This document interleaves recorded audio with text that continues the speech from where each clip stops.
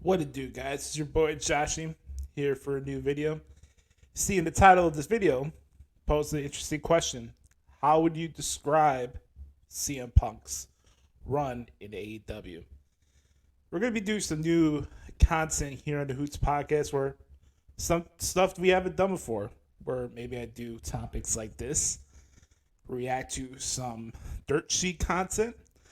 The goal of this is to not only expand our quantity, the offering that we give to you, the Hoots podcast supporters, good brothers and sisters. What we want to do here is have some real nuanced conversations, apply context and substance to what we're talking about. And when I do these reactions to dirt sheet content, try to debunk some myths out there. And this topic's be very different, though. You see the title of this video, and be honest with me.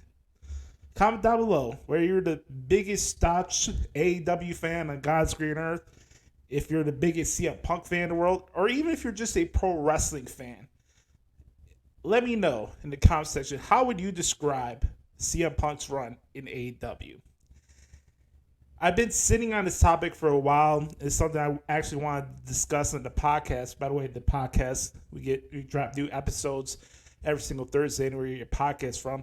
Make sure to like this video and subscribe to our channel. Make sure to press the bell notification towards the end of this particular video, so you can get notified when new content gets dropped on our YouTube channel. And we do appreciate the support. So let's start off with this.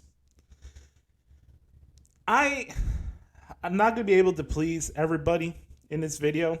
I know the title is going to come back with some harsh feedback towards my direction. And for those who listen to the podcast or know my work over the years, know that I have not been impressed with AEW as a promotion since its inception. I've been one of the few people who've covered every single event that AEW's produced since the beginning of their promotion. And I've been readily disappointed and just let down by what's been going on, not only on screen, but the potpourri, the repeated discretions that happen behind the scenes. We're about a couple days out away from AEW premiering their new show, AEW All Access, where they give you a behind the scenes list of what's going on behind there.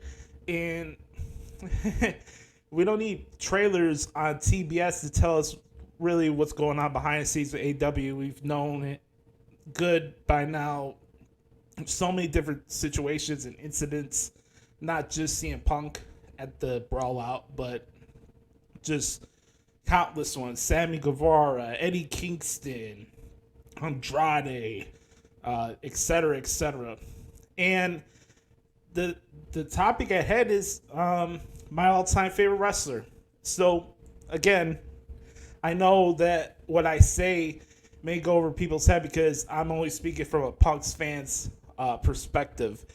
But a lot of my issues when it comes to this topic in general really has nothing to do with the latest Instagram rant that he went on the other day. But just the entire run in a nutshell is really my issue. And I can only speak for myself. I'm not speaking for any websites. I'm not speaking for anybody. I'm not trying to curry favor with anybody. I'm just speaking from the heart. And this is just how I feel. If I could encapsulate this past year or year and a half since CM Punk has returned to pro wrestling, it's been a drop ball. Now, for current conjecture, CM Punk has not been let go from AEW. He's still under contract with AEW. He's still nursing his tricep injury that he suffered at All Out. He's still a part of AEW as we're recording this. I don't know what other way I can describe what's gone down in the past year and a half than it being a drop ball. And I say that with a lot of disappointment on my end, not only as a Punk fan, but just a fan of pro wrestling. And I made this parallel before, but as the months have gone on and more comments come out, and you always get the rumor and innuendo BS that's always dropped in between these situations, it just reminds me of what it probably was like when Bret Hart, who's right behind me, another one of my favorite wrestlers, when Bret Hart was in WCW. And maybe that's too harsh of a comparison, but I'm just keeping it stack. If you look at what's happened with CM Punk and the potential of capitalizing money, business, sustainability for a promotion, capitalizing on when the iron's hot for your promotion, I don't know what's a bigger flop. CM Punk's run in AEW so far, or Bret Hart coming to WCW after the Montreal Screwjob. Now, the only similarities that we have here is that Punk and Bret were going to promotions that air their shows on Turner Broadcasting. That's the only comp that I can have here. Sure, I can mention that CM Punk is a Bret Hart mark. I can mention that. But if you look at it, you have two opportunities to capitalize, to make seismic changes, seismic shifts in momentum for the industry. Two specific moments, two specific opportunities to capitalize. Neither were capitalized by either promotion. WCW, you have arguably one of the greatest WWE champions of all time, a guy that was really hot, coming off probably one of the biggest controversial moments in the history of professional wrestling. He goes to WCW. Yeah, he became a WCW champion, but do you remember Bret Hart as a WCW champion? Is anybody going to remember any of CM Punk's 2 AEW world title reigns 5 years from now, 10 years from now? And what we got left with it? Bret Hart unfortunately got injured by Goldberg. The year and a half before that was just him, in and out, whether or not he wanted to interact with the NWO. And then you go here with CM Punk, where he has this amazing moment at the United Center for the first dance. I was at that show. Even for me, one of the more staunch AEW critics out there, I went to the United Center to go see CM Punk's return. I went there because I'm a Punk guy. I had to be there. I had to go see that moment for myself. A couple months later, he fights Darby Allin, all out. Good match. To say that CM Punk did not have good moments in AEW, I think would be a lie. I think, if anything has shown, is that CM Punk is a draw to a certain extent. But when you think of the outskirts of the moment of CM Punk coming to AEW, a lot of these grandiose expectations of, AEW is going to start outdrawing Raw and TV viewership. And the only spike in business that came for AEW was probably merchandise and tickets for smaller venues that they were already selling out before he went to the promotion. Yes, CM Punk capitalized on the return to pro wrestling, sold out the United Center. But guess what? A year and a half later, he wins the AEW World title again in Chicago at the Now Arena. I still call it the Sears Center. He wins it in Hoffman Estates. Makes AEW look like a fucking afterthought in the scrum. And not only that, both times CM Punk won the titles at Double or Nothing and All Out, he suffered injuries that forced the company to have him relinquish the championship. Not only that, you get the suspension, you get everything in between, all the bill of goods that were sold to us that, oh man, CM Punk is that missing piece to make AEW the next WCW, right? Oh, CM Punk comes to AEW. Oh man, Paul Levesque and Vince McMahon are going to be on their heels. Oh, they're going to be so nervous. CM Punk, while he's been injured and suspended, I think what gets glossed over in that time period, even before all the Hangman Page stuff started, the weird hot potatoing with the championship, even before that, look, I'm not going to come here and tell you that the entire CM Punk run has been an abject failure. But when you think conceptually of the fact that you have this guy making his return to pro wrestling after his run in WWE, and not even a year and a half in, he's had 2 injuries, especially where he is at his age. He's get suspended, has been a PR nightmare, and this was the Golden Corral. This was the Taj Mahal acquisition that Tony Khan put all his eggs in the CM Punk basket. And yeah, there was good moments. I mentioned the Darby Allin stuff. You know, he's had select pretty interesting singles matches in AEW with Dax Hardwood. I still remember one of my favorite matches that we've seen on TV so far was CM Punk, Darby Allin, and Sting against FTR and MJF. The MJF feud, fantastic, wonderful stuff. But all for that to fizzle out like nothing. And here's the part where I have to be fair. And look, I'm the biggest Punk fan in the world. I love the guy. Without his flaws. The guy's not perfect. I understand that. I don't have to agree with him personally. I don't know the guy personally. I'm not going to come here and pontificate on the man's character of what he is or what he is as a person. I can only go about how I see things through action and how people interact with me. That's it. I never had a conversation with CM Punk. I never met the guy in person, so I can't come here and pontificate what this guy is. All I can see is when it's on our TV and what we hear when he does interviews or podcasts. That's all I could go off on. And look, there was a lot of hyperbole and hoopla that surrounded this. Oh, man, CM Punk comes to AEW. Watch out, WWE. Watch out. And what did we get out of it? A maximum of 1.1 million viewers. Rampage dropping numbers while he was still an active competitor. AEW hitting a rut from a movement standpoint. You know, there's so many ways we could address this topic, but I look at this in totality. It's a drop ball. Now, yeah, he still signs to the company, and there's a lot of these, oh man, this picture about the business that could come out of CM Punk returning to AEW, and you know, you could have this feud with the Young Bucks, and you could do a CM Punk Kenny Omega feud, and you get good business out of that. Okay, you go through that, and then what?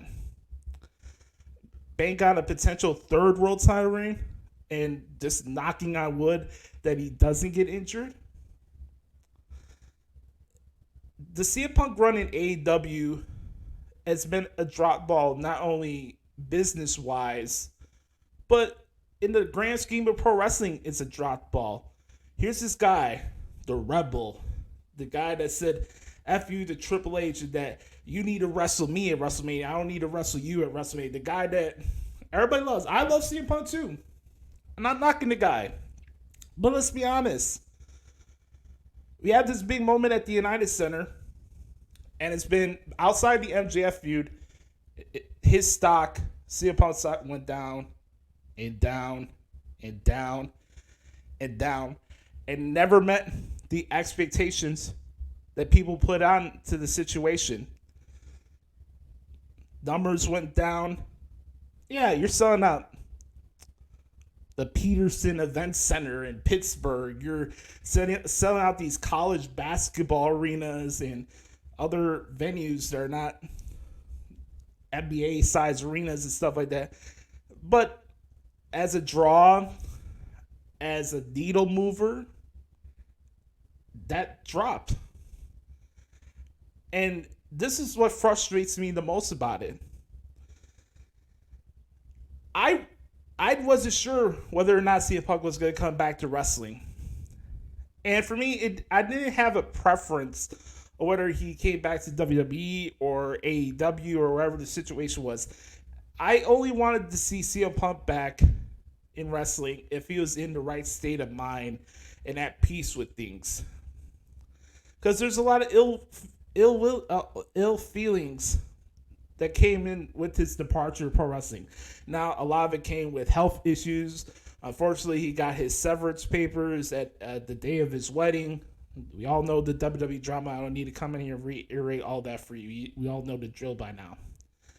But you look at what's gone on in the last 7 years. He comes back now. He had this special moment. And how the fuck you do not capitalize on that? I don't get it. Not only business wise, but the stuff they did on TV. If you put everything to the side with the MGFE, which again, the best stuff that CM Punk did in AEW was his program with MJF. That's it. Now, we missed out on a couple things because there were injuries along the way.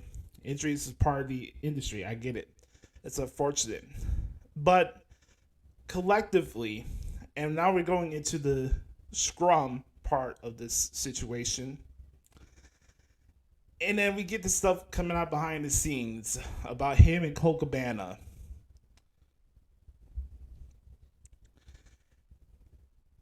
I'm not going to come here and say that CM Punk was 100% right in how he handled that scrum situation. I don't believe he was in the right with that.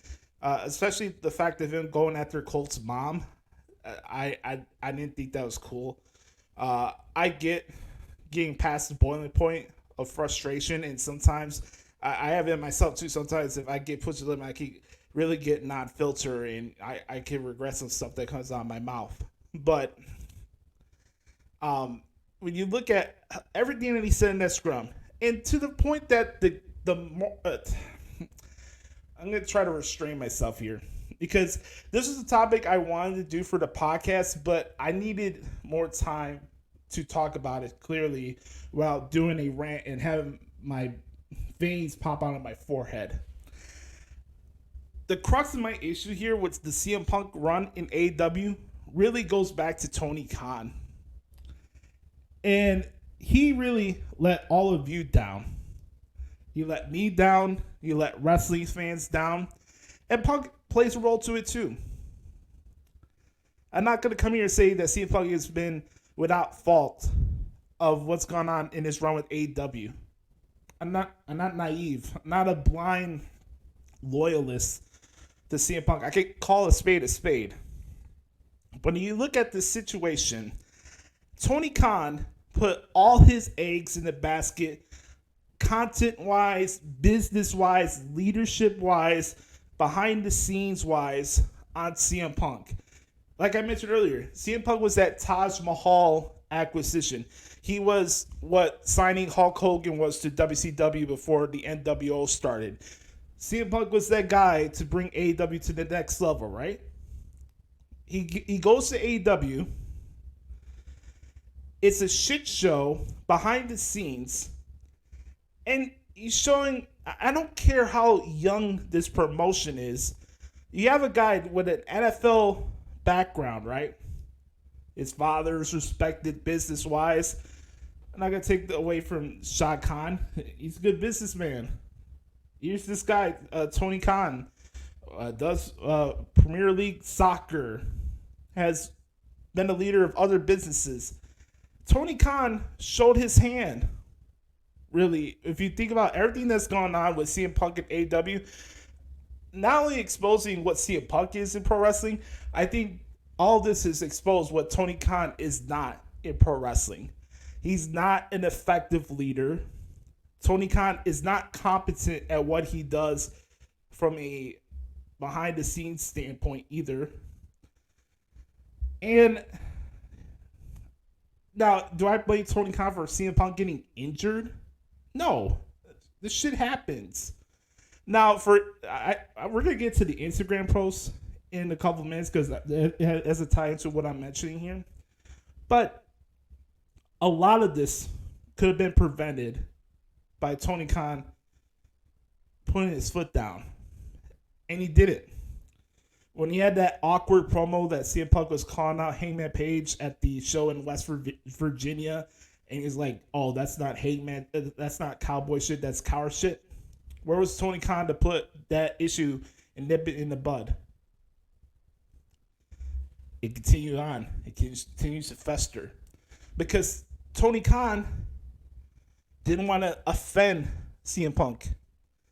He gave CM Punk everything he wanted. I'm pretty sure that was part of the deal of like, hey, you know what? I'm going to show you that I'm not Vince. You can trust me. You can do whatever you want. I'm going to give you the championship.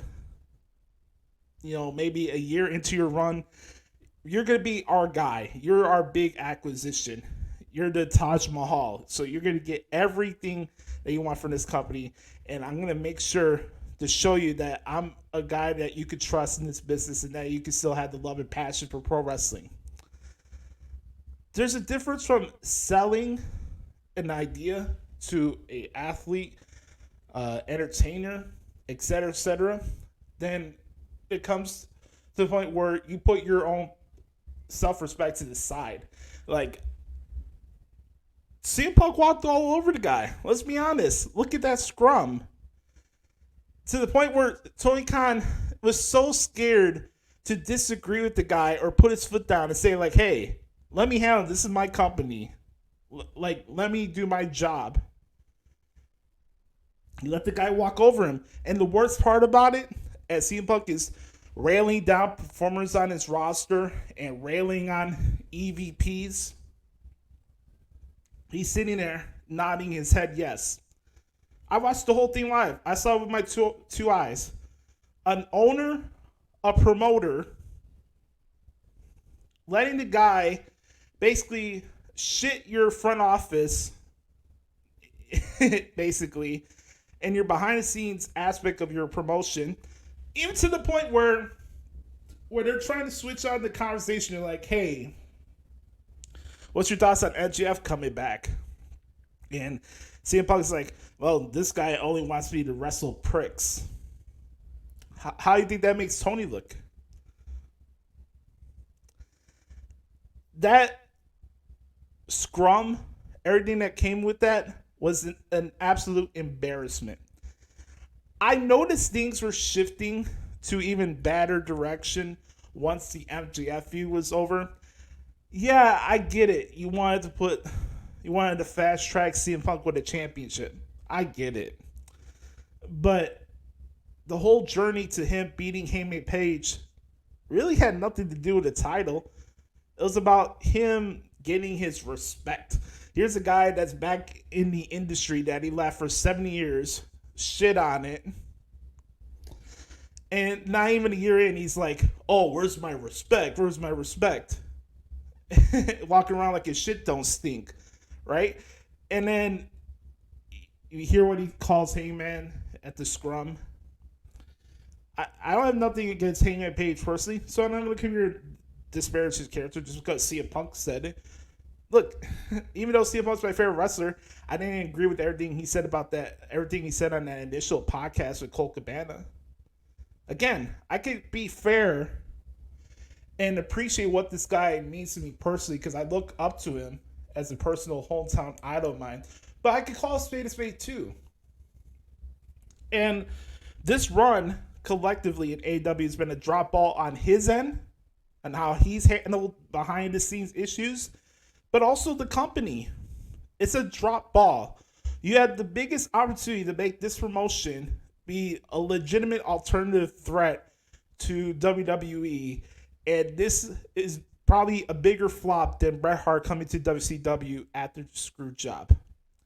Let's get into the Instagram post because that's what everybody's talking about this week. So I'm going to read a little bit of this to you guys. This was a deleted Instagram story that was posted on Thursday after we recorded this show. He says, Sigh, I wasn't clear to come back to wrestle yet. Then the plan was to wrestle at the pay-per-view. I sat and listened to Moxley's Rocky 3 idea. I explained how I'd never seen a Rocky movie, and I thought the idea sucked. But if the boss wanted to do it, whatever. He said he wouldn't lose to me. I never experienced someone refusing to lose to me. I just laughed. I asked Tony if this is what he wanted. He said yes. He's the boss, so I said okay, but I need to be cleared first. They kept saying it could be just a squash, so I didn't need to be cleared. I scoffed at that. My health is more important. Dave Meltzer is a liar. Jericho is a liar and a stooge. There are plans, but plans always change, but I'll never put a company above my health ever again. That was the Instagram post that was posted on Thursday. Let's hear some comments here from Jon Moxley before I continue on here. This is what happened after the squash match on that Dynamite. Let's hear what Jon Moxley has to say. Look, you have no idea how genuinely sorry I am that CM Punk just didn't turn out to be what you wanted him to be. He didn't turn out to be what any of us wanted him to be when we welcomed him back into this business, gave him a second chance in the greatest sport in the world. It just didn't work out. And while I am truly sorry for that, I know he's your boy, I know he's from Chicago and you love him, I have zero sympathy for CM Punk.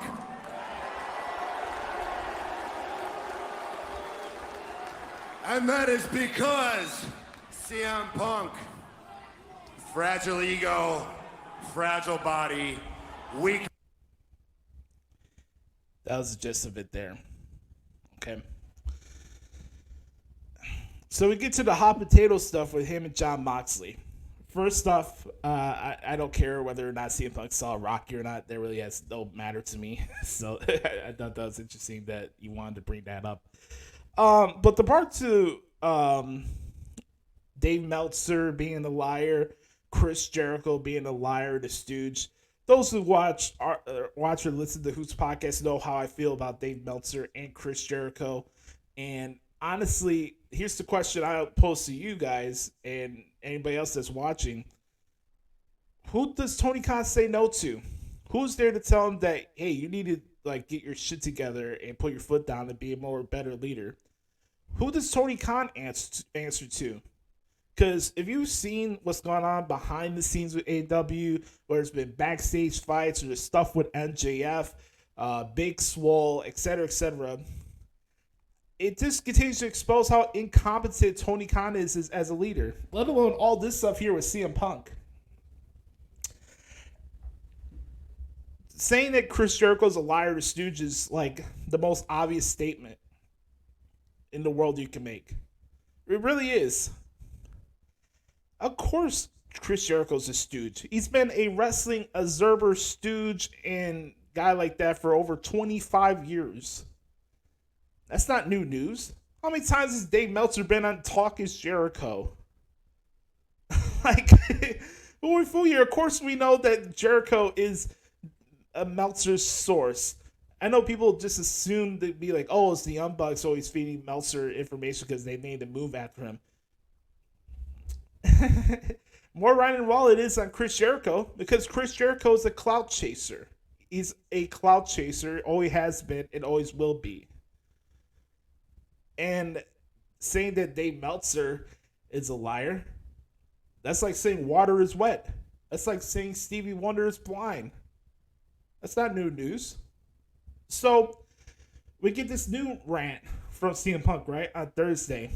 And it's like, man, I thought we were going to have some progress here. Because, you know, if you really think about it, and I didn't really touch on the fight with the Young Bucks and stuff like that. Look, fights happen in sports. Fights happen in life. You could grow up and mature and, you know, reconcile and, you know, make amends, right? You could do that. But at the same time, you look at this situation as a whole, it's just a collective failure of communication, leadership, and effective business. And that's the unfortunate part of it. I wanted my favorite wrestler to come back as long as he was happy and in the right elements for him to be healthy and doing what he wants to do without all the BS that he basically walked away from back in 2014. You know, backstage politics, people talking shit behind his back, stuff leaking out to the dirt sheets. And now go hear about, hey, even though you're not cleared, oh, just do the squash match. What does that tell you? We could continue to fantasy book CM Punk and FTR and having a trios program with the Elite to the cows go home. After that, then what? What else is there for him to do? And at that point, is it worth for him to continue to come back to a promotion that sells him a bill of goods? That's what happened. CM Punk's run in AEW has been a drop ball in my eyes. And it pisses me off because I didn't know whether or not my favorite wrestler was coming back. I didn't want him to come back for this. And that's what pisses me off the most. So you let me know in the comment section, how would you describe CM Punk's run so far in AEW? I'm curious to see your feedback in the comment section. Please like this video, subscribe to our channel. Make sure to check out the Who's Podcast every single Thursday and where you get your podcast from. And we'll talk to you later. Peace.